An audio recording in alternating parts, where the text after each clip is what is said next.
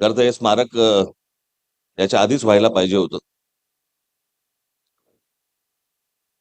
कारण आचरेकर सर म्हटलं की सचिन तेंडुलकर हे एक नाव आपल्या डोळ्यासमोर येतं. पण मला वाटत नाही जगात आचरेकर सरांनी जेवढे खेळाडू निर्माण केले भारतासाठी किंवा आपल्या देशासाठी, तेवढे जगात कुठच्या कोचने आजपर्यंत एवढे खेळाडू केले असतील असं मला वाटत नाही. आणि खरं तर अनेक गोष्टी ज्यावेळेला आपल्याकडे भारतात महाराष्ट्रामध्ये होतात त्यावेळेला अशा लोकांची खरं तर नावं द्यायला पाहिजेत. जेव्हा फ्लायओव्हर्स होतात, ब्रिज होतात, रस्ते होतात. आमच्याकडे सगळ्यात मोठा रस्ता हा दारटिटीचा जो जातो तो महात्मा गांधी रोड आहे. पण महात्मा गांधींचे जे गुरु होते गोपाळकृष्ण गोखले, हे आमचा गोखले रोड. गुरुची काय किंमत असते आणि गुरुची काय किंमत असावी आणि त्याला किती पूजावं, किती मोठं करावं आणि लोकांसमोर ठेवावं, हे आपल्याकडे नाहीच. म्हणजे शिक्षक नावाची काही गोष्टच आपल्याकडे राहिलेली नाही. मग माझ्याकडे ज्यावेळेला 10वी-12वीची मुलं येतात, मी विचारतो, अनेकदा विचारतो, पास झाल्यावरती येतात, अनेक ओळखीचे परिचयाचे लोक येतात आणि विचारतात मला की म्हटलं काय करणार पुढे. मग काहीतरी म्हणतो की मी काही कॉम्प्युटर इंजिनियर होणार, मी आर्किटेक्ट होणार, मी काहीतरी डॉक्टर होणार, हे होणार ते. एक विद्यार्थी आजपर्यंत मला असं बोललेलं नाहीये की मला शिक्षक व्हायचे. ज्या देशामध्ये मुलांना शिक्षक व्हावं असं वाटत नाही, त्या देशाचं पुढे काय मला माहित नाही मला. पण मला असं वाटतं असलेले जे शिक्षक आहेत, असलेले जे गुरु आहेत, द्रोणाचार्य अवॉर्ड म्हणून आपण द्यायचं, पण त्या द्रोणाचार्यांचा आपण पुजायचं नाही. मी दरवर्षी बघतो आमच्या गल्लीमध्ये तिथेच आचरेकर सर राहायचे. दरवर्षी गुरुपौर्णिमेला सचिन तेंडुलकर तिथे सरांना पाया पडण्यासाठी दरवर्षी यायचे. दरवर्षी न चुकता. आमच्याकडे काय गुरुपौर्णिमा ही मोबाईलवरती राहिली आहे. हॅपी गुरुपौर्णिमा. हे हॅपी गुरुपौर्णिमा काय असं मला अजूनपर्यंत कळलेलं नाहीये. अजून एक मेसेज असतो. ज्या ज्या लोकांनी आजपर्यंत माझ्या आयुष्यामध्ये काय काय मार्गदर्शन केलं असेल, अरे त्याच्यात मी येतो की नाही येत, मला का पाठवलंयस, कल्पनाच नसते आम्हाला.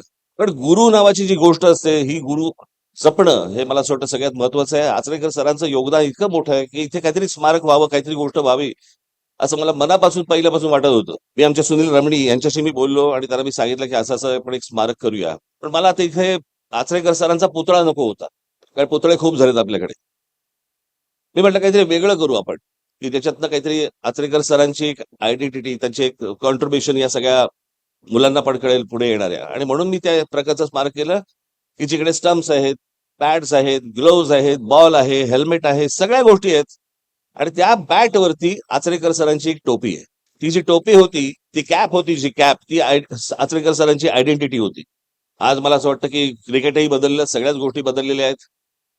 पण आचरेकर सरांचे मला त्यांनी जे संस्कार केले या खेळाडूंवरती, हे आजही आपले खेळाडू समोर बघितल्यानंतर आपल्याला दिसतं की कशा प्रकारचे संस्कार त्यांनी केले असतील. क्रिकेट बदललं, सगळ्या गोष्टी बदलल्या, नवीन मुलं आली, नवीन मुलं खेळतायत. पण आजही नवीन मुलं सांगतात की आम्हाला तेंडुलकर सारखं खेळता येत नाही, आम्हाला कांबळीसारखं खेळता येत नाही. किंवा ते जे बघत असतात ती गोष्ट, जे सरांनी शिकवलं, ज्या गोष्टी त्यांनी अर्थात ते जिनियस होते म्हणून सरांच्या शिक्षण आणि त्यांचा जिनियसपणा हा एकत्र येऊन सगळ्या गोष्टी पुढे झाल्या. पण आज मला असं वाटतं की अत्यंत आनंदाची ही गोष्ट आहे की आचरेकर सरांचं या ठिकाणी स्मारक होतंय. जसं तुमच्याकडे क्रिकेट जसं बदलत गेलं तसं आमच्याकडे पण राजकारण बदलत गेलं. तुमच्याकडे अंपायरने आऊट दिल्यावरती तुमच्याकडे थर्ड अंपायर असतो. गेल्या निवडणुकीला आम्हाला जर थर्ड अंपायर मिळाला असता तर मला असं वाटतं अनेक निर्णय बदलले असते, वेगळे दिसले असते कदाचित. पण आमच्याकडे थर्ड अंपायर नसल्यामुळे आम्ही काही करू शकत नाही. आज या सगळ्या बदललेल्या क्रिकेटमध्ये देखील आचरेकर सरांचं नाव हे मोठं होताना दिसतंय, लोकांपर्यंत जातंय. आणि सर्व खेळाडू हे अजूनही त्यांच्यासमोर नतमस्तक होत आहेत. मला असं वाटतं की ही गोष्ट प्रेरणादायी आहे. इतर सर्व खेळाडूंनी या सगळ्या गोष्टीतनं काही गोष्ट घेतली पाहिजे, शिकली पाहिजे असं मला वाटतंय. आज सुनील रमणी यांचं सगळ्यात मोठं या स्मारक उभारण्यामध्ये खूप खूप मोठं योगदान आहे. आणि त्यांनी मनापासून या सगळ्या गोष्टी केल्या म्हणून हे स्मारक उभं राहिलं. दिवस रात्र माझ्या मागे लागायचं. आणि आपल्याकडे परवानग्या मिळाल्या तर म्हणजे कठीण असतं, सगळ्या गोष्टी कठीण असतात. महानगरपालिका, राज्य सरकार आणि सगळ्याच मधनं त्या परवानग्या मिळणं म्हणजे इतकं कठीण होऊन बसतं.